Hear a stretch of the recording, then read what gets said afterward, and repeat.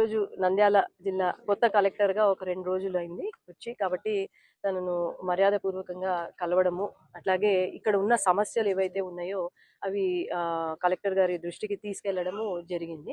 ముఖ్యంగా మనకేం సమస్యలు ఏంటి అంటే, ఈ 5 సంవత్సరాలు పోయిన 5 సంవత్సరాల కాలంగా ఇరిగేషన్ కానివ్వండి, రైతుల సమస్యలు అగ్రికల్చర్ కానివ్వండి, లేదంటే యువతకు సమస్యలు కానీ చాలా ఉన్నాయి. ఈ సమస్యలు మనము ముందుకు తీసుకెళ్ళాలి, ఖచ్చితంగా ఇది వీళ్ళకు న్యాయం చేయాలి అంటే ఇక్కడ అధికారులు కలెక్టర్ గారు అయితేనేమి, లేదంటే ఎంఆర్ఓలు, విఆర్ఓలు, ఇరిగేషన్ డిపార్ట్మెంట్ వీళ్ళందరూ కూడా ఎటువంటి పార్షాలిటీ లేకుండా ప్రజల కోసం పని చేస్తేనే మనకు ప్రజలకు అందరికీ మంచి జరుగుతుంది. లాంగ్ టర్మ్ మనము చరిత్రలోనే నిలిచిపోతాం.